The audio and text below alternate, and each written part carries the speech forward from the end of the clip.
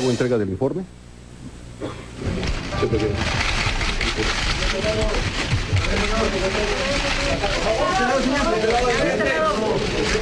Para acá, para acá, para acá.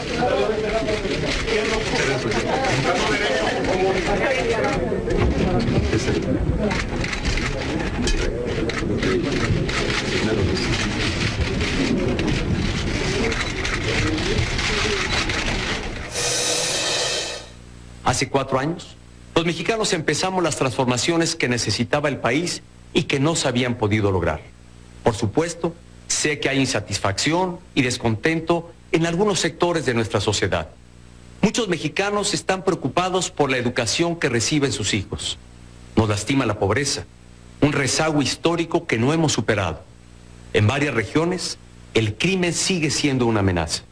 La corrupción y la impunidad dañan la vida del país y el crecimiento de la economía aún es insuficiente. Esto es lo que agravia y afecta a los mexicanos. Son problemas serios que hay que resolver. Hace 4 años, los mexicanos empezamos las transformaciones que necesitaba el país. Buenas noches, bienvenidas y bienvenidos. Este es un fragmento del video que fue presentado en México por parte de la Presidencia de la República con motivo de la entrega del 4º informe de gobierno, esta entrega que legalmente se hace cada año. En este caso, el secretario de Gobernación, Miguel Ángel Osorio Chong, entregó al Congreso mexicano, a la mesa directiva del Senado de la República, este 4º informe de gobierno, y en el marco de esta fecha es que el presidente Enrique Peña Nieto realizó este ejercicio donde primero vino un video, vio usted un fragmento hace un momento, y después vino un ejercicio con jóvenes de la República Mexicana donde se hablaron de diferentes temas de la administración pública mexicana. Y bueno, pues todo esto antecedido, como sabemos, de la reunión sostenida, polémica sin duda, entre Enrique Peña Nieto y Donald Trump, el candidato republicano por la presidencia de los Estados Unidos, el día de ayer en Los Pinos. Así que el antecedente es bastante singular, insólito diríamos, a lo que está haciendo el ejercicio del día de hoy, 1 de septiembre 2016. Para hablar de todo esto, para hablar de lo que es este 4º informe de gobierno, este ejercicio que acaba de realizar Peña Nieto con jóvenes de la República Mexicana, hemos invitado a 2 colegas, periodista Julio Hernández López, que ha estado por aquí en diferentes ocasiones, y te agradezco mucho, Julio, que estés de nuevo en este programa. Gracias. Gracias, Julio, autor de la columna Astillero del Diario de la Jornada. Está Alberto Asís. Gracias, Alberto, por estar aquí de nuevo en este programa. Gracias, para Carmen. Analizar precisamente una fecha como esta. Bueno, hay que analizar de ayer a hoy porque son horas intensas en términos informativos y de análisis crítico las que están ocurriendo en México. Gracias, Alberto Asís, por estar aquí en este programa nuevamente. Muchas gracias, Carmen. Bueno, pues de ayer a hoy tenemos varias tela que cortar. Muchas. Julio. Sí, bueno, pues nunca... Saca una tijera. Sí, claro, pero una tijera, pero de podador, de jardinero, de las grandotas. O sea, que tú tienes ganas de criticar seriamente, ¿o qué? No ganas, pero es que nos dan material abundante. Pocas veces tenemos la oportunidad de ver tantos desatinos acumulados. Y nunca que yo recuerde, un ocupante de la presidencia de la República en México había llegado en tal condición desafortunada, maltrecha, deficitaria, a la rendición de un informe de actividades. Normalmente los ocupantes de la presidencia convertían esto en un ritual faraónico de celebración protocolaria, pero hoy Enrique Peña Nieto está borrado, abatido en su figura política debido al gravísimo error histórico que cometió increíblemente unas horas antes, 24 horas antes, con esa extraña, con esa grotesca recepción a alguien, Donald Trump, que no solo llegó hasta la casa de Peña Nieto, la casa de los mexicanos teóricamente, a decirle en su cara que se iba a construir el muro, sino que además le jugó el dedo en la boca y de una manera tramposa, pero bueno, pues finalmente es la política, así es como se está jugando. Ha dejado a Peña Nieto en una situación que es la que los clásicos dicen que los políticos no deben permitirse, que es no hacer el ridículo. Y Peña Nieto ha hecho más que el ridículo, ha quedado, según expresión de otros opinantes, comentaristas en medios internacionales, como alguien que faltó al interés popular, y hay quienes hablan hasta de una traición a los intereses populares y lo comparan con los personajes más oscuros y negativos de la historia mexicana. Alberto Asís, ¿qué dices? Bueno, yo creo que en efecto, el contexto previo al primero de septiembre a este informe sí viene acompañado de esto que ya señalaba Julio, es decir, hay una gran desaprobación que se manifiesta en una mayoría de casi 8 de cada 10 mexicanos que dicen el país va muy mal, el gobierno está no estoy aquí para ser reprobado, popular, dice Peña Nieto. Sí. Pero creo que esto que ha sucedido en los últimos días, incluso antes de la visita de Trump, yo diría, ellos tomaron este mensaje y dijeron, vamos a cambiar la imagen de este gobierno, vamos a cambiar la narrativa, y empezaron esta campaña previa de spots y tratando de rescatar lo que ellos consideraban como acciones positivas. Luego, este cambio de narrativa parece como que no les funcionó de todo, porque ante la gravedad de los problemas, lo único que no esperarías es que hicieran otra campaña publicitaria, una campaña de spots, como la que empezaron a hacer.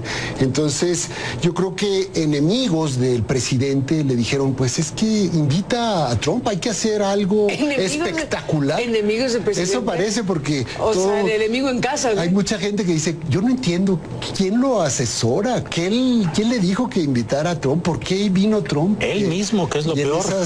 Y en esas condiciones, entonces dijeron, sí, vamos a hacer... ¿Cómo se tomó esa decisión? Es importante saberlo. Un acto espectacular trayendo a Trump, y entonces sobre eso vamos a plantearle todas las verdades, ¿no? Y resulta pues que se desinfló completamente, y el que salió victorioso fue Trump. Confirmó después en su discurso en Arizona que iba a hacer lo que había dicho siempre, el muro que era contra los mexicanos, y Peña Nieto desapareció. Y en ese sentido, este día que era el día del presidente y que se había convertido después en el día contra el presidente, y luego pues nos quedamos sin presidente. Eso es la parte más complicada. Y hoy quedó en día de Donald Trump. Y hoy quedó en una suerte como muy extraña de un informe de gobierno, en donde tienes por un lado lo que sucedió en el Congreso, y luego tienes este encuentro con los jóvenes, y luego tienes este gran spot antes del encuentro con los jóvenes, en donde a eso se redujo, digamos, lo que antes era el mensaje presidencial. Y creo que ahí están las claves de lo que ellos quieren presentar como la imagen positiva de México, que ya casi nadie la cree, digamos, ¿no? Y entonces ese cambio de narrativa fue un fracaso rotundo.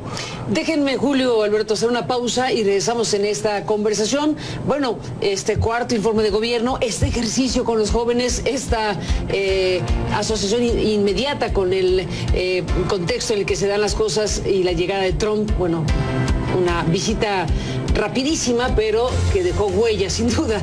Volvemos después de la pausa. Los mexicanos de hoy estamos derribando las barreras que limitan el desarrollo y el potencial del país. De estos cambios, el más relevante, por tratarse de nuestros niños y jóvenes, es la reforma educativa. Para empezar, estamos eliminando esa vieja práctica de vender o heredar las plazas de maestros. Por eso, es una de las transformaciones que más resistencia se ha enfrentado.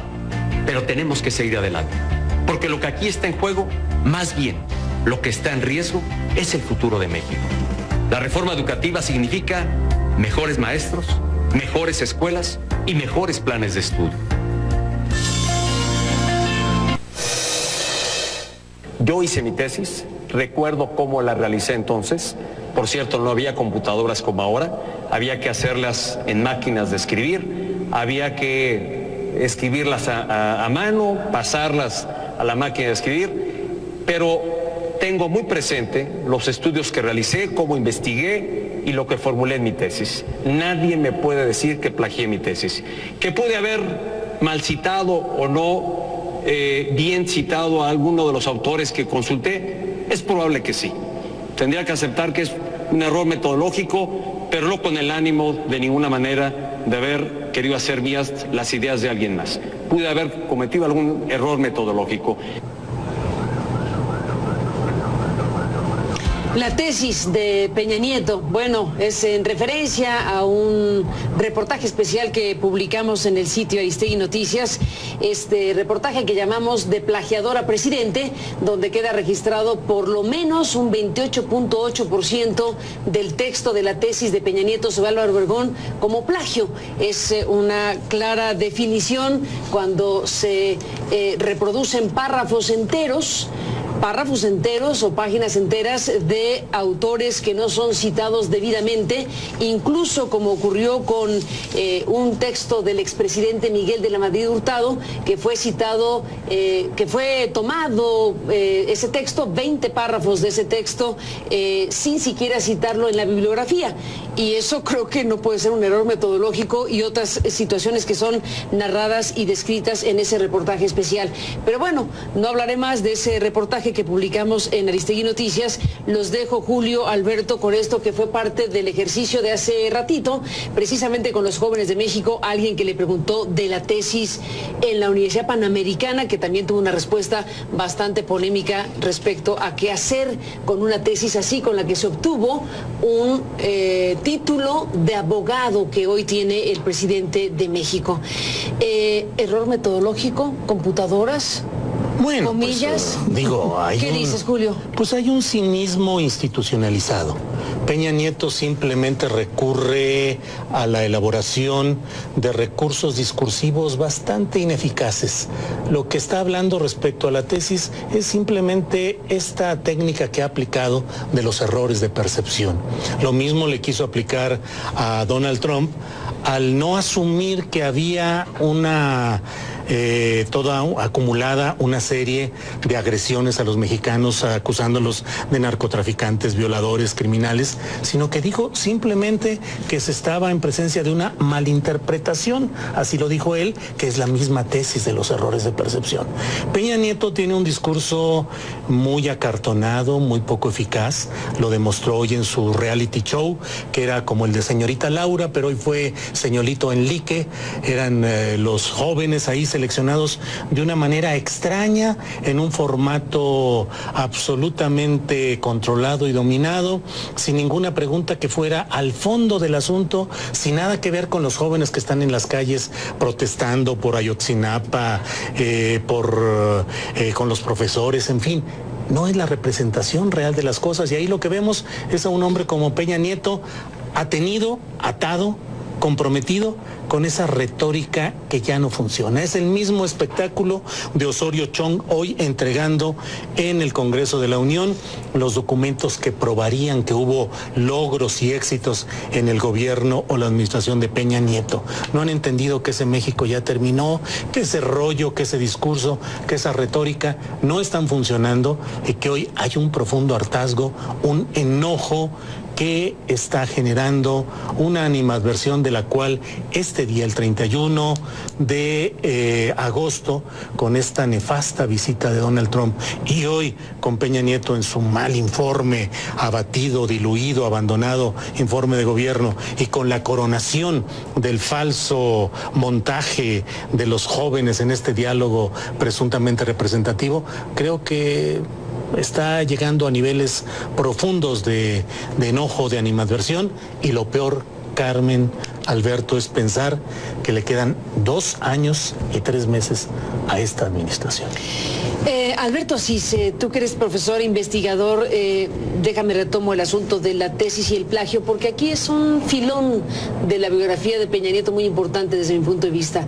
El filón ético de un mandatario, el filón biográfico con esta tesis que, bueno, pues está puesta ahí. Es un ejercicio muestral incluso, porque no es la revisión de todos los libros que están citados en la tesis, y que ahora se pretenda hacer pasar como error metodológico lo que claramente es plagio. La propia Universidad Panamericana, sin decir la palabra plagio, en su comunicado también polémico, donde dice que siendo un hecho consumado, pues ya no hay nada que hacer, pero que le encarga la opinión técnica a la UNAM, que por cierto seguimos esperando la respuesta de la UNAM, que tiene una tesis microfilmada de Peña Nieto, como muchas otras albergadas en sus bibliotecas. ¿Qué decir de este tema y de lo que significa para el hoy presidente de México?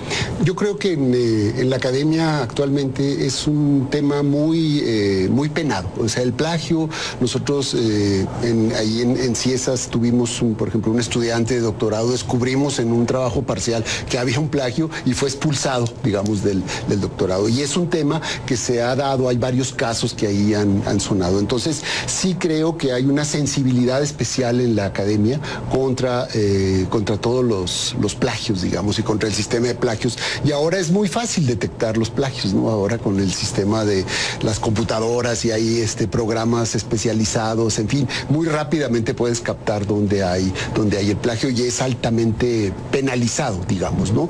Pero no solo en la educación superior, sino ya en la educación media, ¿no? Es decir, en las preparatorias, lo que más les importa en algunos programas es que no haya este plagio. Y lo que preocupa, digamos, de este caso con Enrique Peña Nieto es que hay como un mecanismo para suavizar, digamos, ¿no? Para casi como anestesiar la crítica, ¿no? Y entonces argumentar en contra de ellas o darle un poco la vuelta.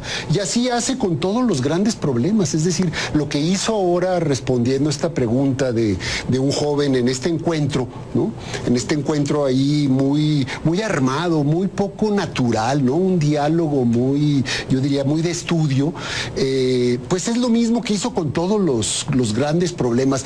De todas las preguntas que le hicieron, algunas, 2 o 3 que tocaron temas sensibles, como este del plagio, o como la cuestión de los derechos humanos, o al final el joven que le dijo que había mucho malestar, él tiene como un mecanismo del viejo sistema político priista, en donde con un dato o con un giro lingüístico le dan la vuelta a esto, ¿no? Incluso si uno analiza este largo spot que equivaldría al mensaje político que hacían antes los presidentes, pues lo que hizo primero es decir, sí hay agravios, reconoce, ¿no? Y le dedica 30 segundos y luego dice, pero hemos hecho todos los cambios estos, y luego termina diciendo, y vamos por todas estas prioridades que nos faltan, lo que vamos a hacer en los próximos años es esto y esto y esto y esto. Y entonces todas las respuestas que le daba a los jóvenes tenían esa narrativa que no convence, porque es como una narrativa poco natural, un poco tramposa, un poco, te cuentan, son como de mentiras y verdades a medias, diría yo, ¿no? Y con lo del plagio y la cuestión ética sucede exactamente lo mismo. Hay una uniformidad y una suerte como de falta de contundencia, ¿no? en el discurso. Lo que uno esperaría es un presidente reconociendo los graves problemas. Eso nunca lo hemos visto en los 4 años de gobierno de Peña Nieto. Alberto, Julio, después de la pausa seguimos analizando con ustedes este tema. Volvemos.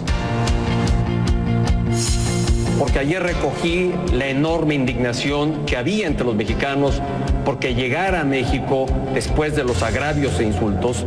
Yo tendría que decir, frente a las posiciones que ha guardado el candidato Trump, había 2 posibilidades: el enfrentarlo, encararlo y quizá llenarle de insultos iguales a los que él ha tenido, o realmente procurar un espacio de diálogo que pueda frenar o al menos hacerle ver con toda claridad cuál es la realidad de México y qué relevante es en la relación que tiene con los Estados Unidos. Yo ayer personalmente al candidato Trump le dije, México de ninguna manera pagará el muro que usted está proponiendo construir del lado de la frontera de los Estados Unidos. ¿Qué cree? Bueno, entramos en la parte final, se acabó este programa este día, esta noche. Julio, Alberto, ¿con qué te despides, Alberto, de este programa?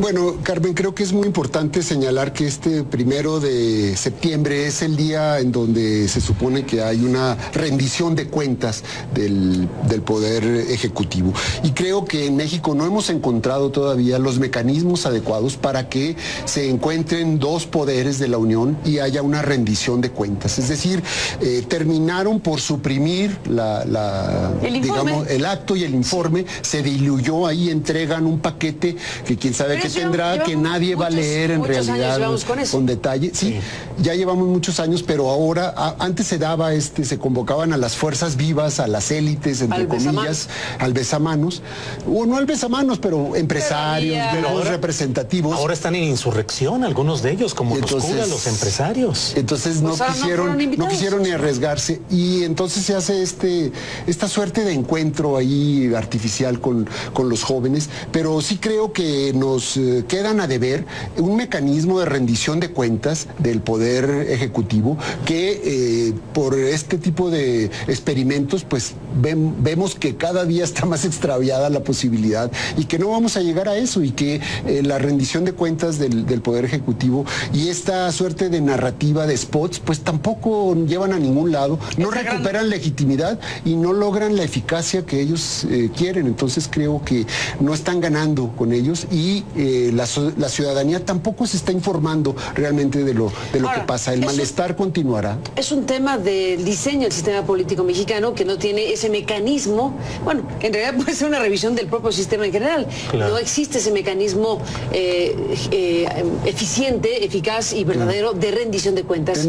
Tendría que ir el presidente, escuchar a los posicionamientos de los partidos, de los grupos parlamentarios, y luego responder en ese sentido. Pero bueno, ese acto civilizado no lo hemos logrado tener en este país. Un minuto, Julio. Un minuto. Lo que digo es que queda un ocupante de la presidencia de la República políticamente baldado, políticamente lisiado, sin la capacidad para llevar adelante los procesos de recomposición que requiere el momento, la estructura y la realidad de este país. Que queda un equipo de gobierno profundamente dañado, con pugnas internas, Videgaray contra Osorio Chong, ahora la secretaria de Relaciones Exteriores, Claudia Ruiz Massieu Salinas de Gortari, parece que echa a un lado en todo este proceso una estructura que parece... ¿Qué es lo mejor que le podría pasar?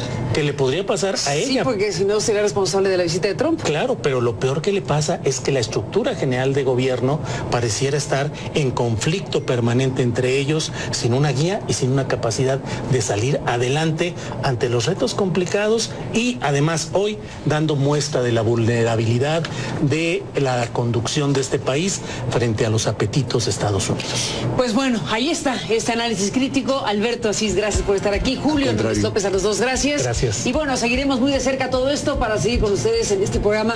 Pásela bien, buenas noches, hasta mañana, que descanse. Pues sí.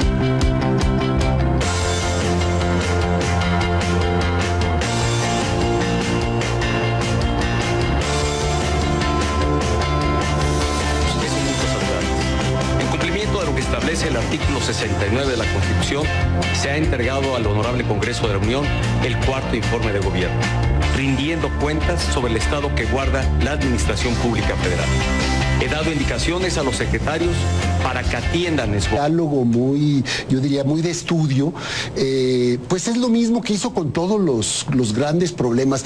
De todas las preguntas que le hicieron, algunas, 2 o 3, que tocaron temas sensibles, como este del plagio, o como la cuestión de los derechos humanos, o al final el joven que le dijo que había mucho malestar.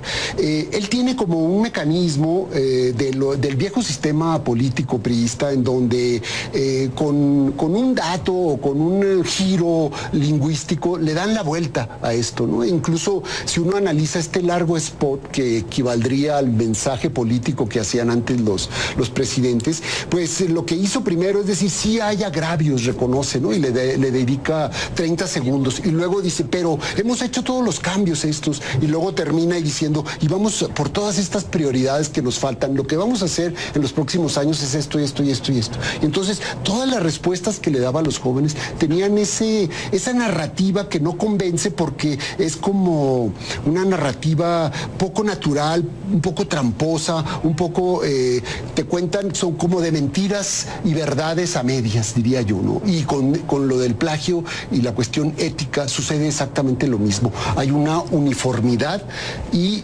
una suerte como de falta de contundencia. ¿no? en el discurso. Lo que uno esperaría es un presidente reconociendo los graves problemas. Eso nunca lo hemos visto en los 4 años de gobierno de Peña Nieto. Alberto, Julio, después de la pausa seguimos analizando con ustedes este tema. Volvemos. Porque ayer recogí la enorme indignación que había entre los mexicanos porque llegara a México después de los agravios e insultos. Yo tendría que decir, frente a las posiciones que ha guardado el candidato Trump, había 2 posibilidades: el enfrentarlo, encararlo y quizá llenarle de insultos iguales a los que él ha tenido, o realmente procurar un espacio de diálogo que pueda frenar o al menos hacerle ver con toda claridad cuál es la realidad de México y qué relevante es en la relación que tiene con los Estados Unidos. Yo ayer personalmente al candidato Trump le dije: México de ninguna manera pagará el muro que usted está proponiendo construir del lado de la frontera de los Estados Unidos. ¿Qué cree? Bueno, entramos en la parte final, se acabó este programa este día, esta noche. Julio, Alberto, ¿con qué te despides, Alberto, de este programa? Bueno, Carmen, creo que es muy importante señalar que este 1 de septiembre es el día en donde se supone que hay una rendición de cuentas del Poder Ejecutivo.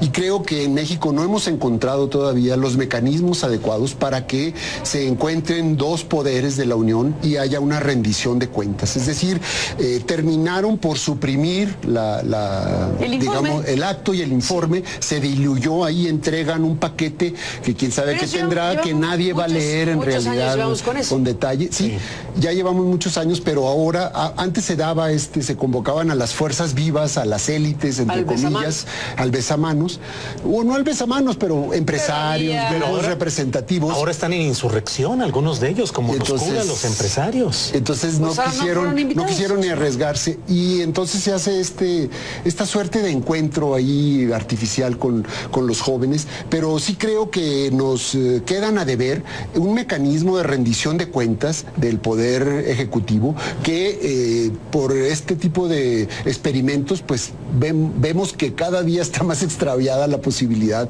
y que no vamos a llegar a eso, y que la rendición de cuentas del Poder Ejecutivo y esta suerte de narrativa de spots pues tampoco llevan a ningún lado, no recuperan legitimidad. Cartonado, muy poco eficaz, lo demostró hoy en su reality show, que era como el de Señorita Laura, pero hoy fue Señorito Enrique. Eran los jóvenes ahí seleccionados de una manera extraña, en un formato absolutamente controlado y dominado, sin ninguna pregunta que fuera al fondo del asunto, sin nada que ver con los jóvenes que están en las calles protestando por Ayotzinapa, con los profesores, en fin.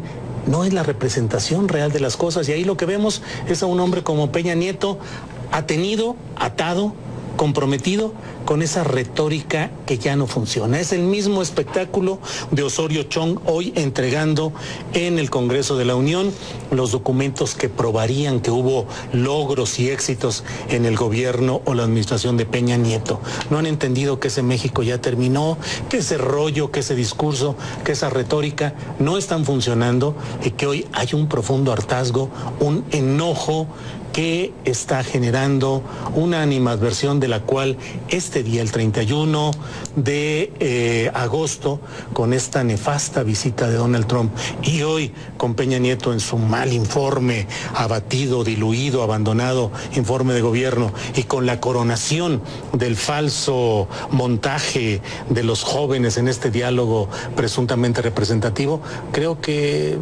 está llegando a niveles profundos de enojo, de animadversión, y lo peor, Carmen, Alberto, es pensar que le quedan 2 años y 3 meses a esta administración. Alberto Asís, tú que eres profesor, investigador, déjame retomo el asunto de la tesis y el plagio, porque aquí es un filón de la biografía de Peña Nieto muy importante desde mi punto de vista. El filón ético de un mandatario, el filón biográfico con esta tesis que, bueno, pues está puesta ahí. Es un ejercicio muestral incluso, porque no es la revisión de todos los libros que están citados en la tesis, y que ahora se pretenda hacer pasar como error metodológico lo que claramente es plagio. La propia Universidad Panamericana, sin decir la palabra plagio, en su comunicado también polémico, donde dice que siendo un hecho consumado, pues ya no hay nada que hacer, pero sí. que le encarga la opinión técnica a la UNAM, que por cierto seguimos esperando la respuesta de la UNAM, que tiene una tesis microfilmada de Peña Nieto, como muchas otras albergadas en sus bibliotecas. ¿Qué decir de este tema y de lo que significa para el hoy presidente de México?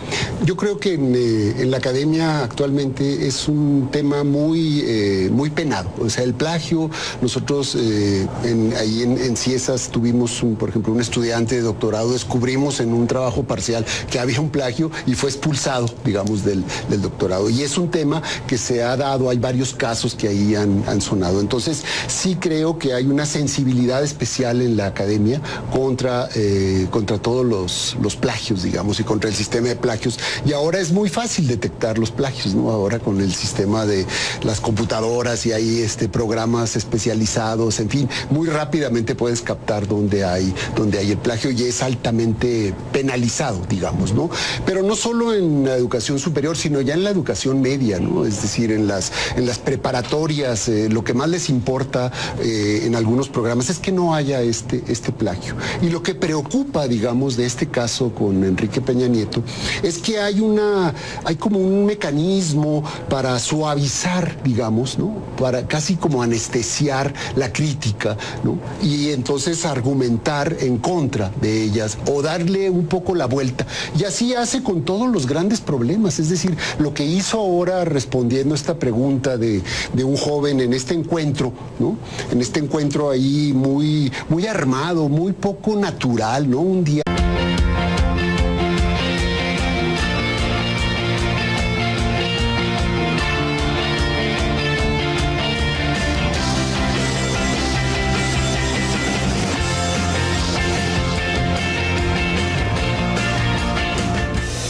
Hago entrega del informe.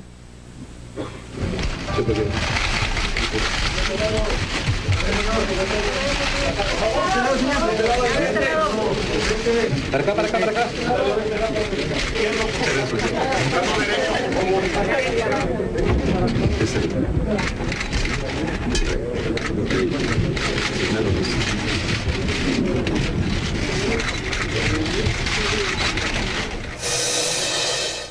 Hace 4 años, los mexicanos empezamos las transformaciones que necesitaba el país y que no se habían podido lograr.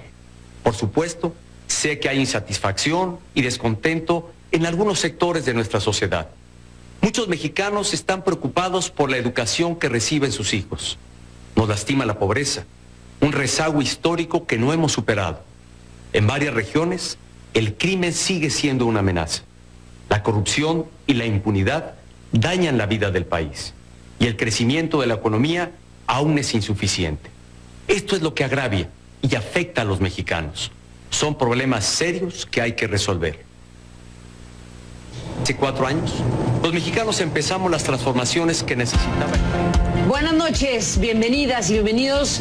Este es un fragmento del video que fue presentado en México por parte de la Presidencia de la República con motivo de la entrega del 4º informe de gobierno, esta entrega que legalmente se hace cada año. En este caso, el secretario de Gobernación, Miguel Ángel Osorio Chong, entregó al Congreso mexicano, a la mesa directiva del Senado de la República, este 4º informe de gobierno. Y en el marco de esta fecha es que el presidente Enrique Peña Nieto realizó este ejercicio donde primero vino un video, vio usted un fragmento hace un momento, y después vino un ejercicio con jóvenes de la República Mexicana donde se hablaron de diferentes temas de la administración pública mexicana. Y bueno, pues todo esto antecedido, como sabemos, de la reunión sostenida, polémica sin duda, entre Enrique Peña Nieto y Donald Trump, el candidato republicano por la presidencia de los Estados Unidos, el día de ayer en Los Pinos. Así que el antecedente es bastante singular, insólito diríamos, a lo que está haciendo el ejercicio del día de hoy, 1 de septiembre 2016. Para hablar de todo esto, para hablar de lo que es este 4º informe de gobierno, este ejercicio que acaba de realizar Peña Nieto con jóvenes de la República Mexicana, hemos invitado a dos colegas, periodista Julio Hernández López, que ha estado por aquí en diferentes ocasiones, y te agradezco mucho, Julio, que estés de nuevo en este programa. Gracias. Gracias, Julio, autor de la columna Astillero del Diario de la Jornada. Está Alberto Asís. Gracias, Alberto, por estar aquí de nuevo en este programa. Gracias, para Carmen. analizar precisamente una fecha como esta. Bueno, hay que analizar de ayer a hoy porque son horas intensas en términos informativos y de análisis crítico las que están ocurriendo en México. Gracias, Alberto Asís, por estar aquí en este programa nuevamente. Muchas gracias, Carmen. Bueno, pues de ayer a hoy tenemos varias tela que cortar. Muchas. Julio, Sí, bueno, pues nunca... saca una tijera. Sí, claro, pero una tijera, pero de podador, A de ver. jardinero, de las grandotas. O sea, que tú tienes ganas de criticar seriamente, ¿o qué? No ganas, pero es que nos dan material abundante. Pocas veces tenemos la oportunidad de ver tantos desatinos acumulados. Y nunca que yo recuerde, un ocupante de la presidencia de la República en México había llegado en tal condición desafortunada, maltrecha, deficitaria, a la rendición de un informe de actividades. Normalmente los ocupantes de la presidencia convertían esto en un ritual faraónico de celebración protocolaria, pero hoy Enrique Peña Nieto está borrado, abatido en su figura política debido al gravísimo error histórico que cometió increíblemente unas horas antes, 24 horas antes, con esa extraña, con esa grotesca recepción a alguien, Donald Trump, que no solo llegó hasta la casa de Peña Nieto, la casa de los mexicanos teóricamente, a decirle en su cara que se iba a construir el muro, sino que además le jugó el dedo en la boca y de una manera tramposa, pero bueno, pues finalmente es la política, así es como se está jugando. Ha dejado a Peña Nieto en una situación que es la que los clásicos dicen que los políticos no deben permitirse, que es no hacer el ridículo. Y Peña Nieto ha hecho más que el ridículo, ha quedado, según expresión de otros opinantes, comentaristas en medios internacionales, como alguien que faltó al interés popular, y hay quienes hablan hasta de una traición a los intereses populares y lo comparan con los personajes más oscuros y negativos de la historia mexicana. Alberto Asís, ¿qué dices? Bueno, yo creo que en efecto, el contexto previo al primero de septiembre a este informe sí viene acompañado de esto que ya señalaba Julio, es decir, hay una gran desaprobación que se manifiesta en una mayoría de casi 8 de cada 10 mexicanos que dicen el país va muy mal, el gobierno está No estoy aquí para ser popular, reprobado, dice Peña Nieto. sí. Pero creo que esto que ha sucedido en los últimos días, incluso antes de la visita de Trump, yo diría, ellos tomaron este mensaje y dijeron, vamos a cambiar la imagen de este gobierno, vamos a cambiar la narrativa, y empezaron esta campaña previa de spots y tratando de rescatar lo que ellos consideraban como acciones positivas. Luego, este cambio de narrativa parece como que no les funcionó de todo, porque ante la gravedad de los problemas, lo único que no esperarías es que hicieran otra campaña publicitaria, una campaña de spots, como la que empezaron a hacer. Entonces, yo creo que enemigos del presidente le dijeron, pues es que invita a Trump, hay que hacer algo espectacular. Enemigos del presidente. Eso parece porque... O sea, el enemigo en casa, güey. Hay mucha gente que dice, yo no entiendo, ¿quién lo asesora? ¿Quién le dijo que invitara a Trump? ¿Por qué vino Trump? Él mismo, que es lo peor. Y en esas condiciones entonces dijeron, sí, vamos a hacer... ¿Cómo se tomó esa decisión? Es importante saberlo. Un acto espectacular trayendo a Trump, y entonces sobre eso vamos a plantearle todas las verdades, ¿no? Y resulta pues que se desinfló completamente, y el que salió victorioso fue Trump. Confirmó después en su discurso en Arizona que iba a hacer lo que había dicho siempre, el muro que era contra los mexicanos, y Peña Nieto desapareció. Y en ese sentido, este día que era el día del presidente y que se había convertido después en el día contra el presidente, y luego pues nos quedamos sin presidente. Eso es la parte más complicada. Y hoy quedó en día de Donald Donald Trump. Y hoy quedó en una suerte como muy extraña de un informe de gobierno en donde tienes por un lado lo que sucedió en el Congreso y luego tienes este encuentro con los jóvenes y luego tienes este gran spot antes del encuentro con los jóvenes en donde a eso se redujo, digamos, lo que antes era el mensaje presidencial. Y creo que ahí están las claves de lo que ellos quieren presentar como la imagen positiva de México, que ya casi nadie la cree, digamos, ¿no? Entonces, ese cambio de narrativa fue un fracaso rotundo. Déjenme, Julio, Alberto, hacer una pausa y regresamos en esta conversación. Bueno, este cuarto informe de gobierno, este ejercicio con los jóvenes, esta asociación inmediata con el contexto en el que se dan las cosas y la llegada de Trump, bueno, una visita rapidísima, pero que dejó huella, sin duda. Volvemos después de la pausa. Los mexicanos de hoy estamos derribando las barreras que limitan el desarrollo y el potencial del país. De estos cambios, el más relevante, por tratarse de nuestros niños y jóvenes, es la reforma educativa. Para empezar, estamos eliminando esa vieja práctica de vender o heredar las plazas de maestros. Por eso, es una de las transformaciones que más resistencia se ha enfrentado. Pero tenemos que seguir adelante, porque lo que aquí está en juego, más bien, lo que está en riesgo, es el futuro de México. La reforma educativa significa mejores maestros, mejores escuelas y mejores planes de estudio. Yo hice mi tesis, recuerdo cómo la realicé entonces.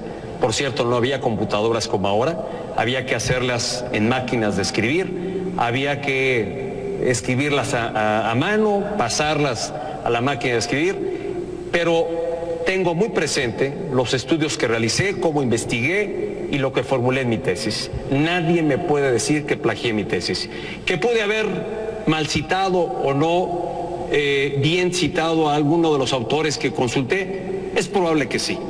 Tendría que aceptar que es un error metodológico, pero no con el ánimo de ninguna manera de haber querido hacer mías las ideas de alguien más.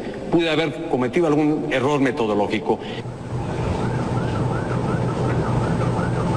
La tesis de Peña Nieto, bueno, es en referencia a un reportaje especial que publicamos en el sitio Aristegui Noticias, este reportaje que llamamos De plagiador a presidente, donde queda registrado por lo menos un 28.8% del texto de la tesis de Peña Nieto sobre Álvaro Obregón como plagio. Es una clara definición cuando se reproducen párrafos enteros o páginas enteras de autores que no son citados debidamente, incluso como ocurrió con un texto del expresidente Miguel de la Madrid Hurtado, que fue citado, que fue tomado ese texto, 20 párrafos de ese texto, sin siquiera citarlo en la bibliografía.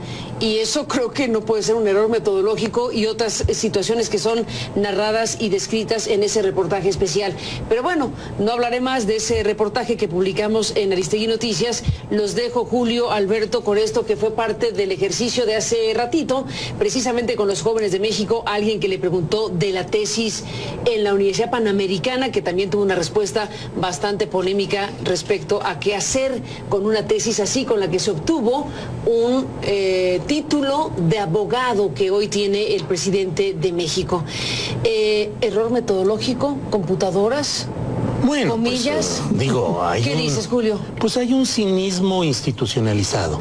Peña Nieto simplemente recurre a la elaboración de recursos discursivos bastante ineficaces. Lo que está hablando respecto a la tesis es simplemente esta técnica que ha aplicado de los errores de percepción. Lo mismo le quiso aplicar a Donald Trump al no asumir que había toda acumulada una serie de agresiones a los mexicanos, acusándolos de narcotraficantes, violadores, criminales, sino que dijo simplemente que se estaba en presencia de una malinterpretación, así lo dijo él, que es la misma tesis de los errores de percepción. Peña Nieto tiene un discurso muy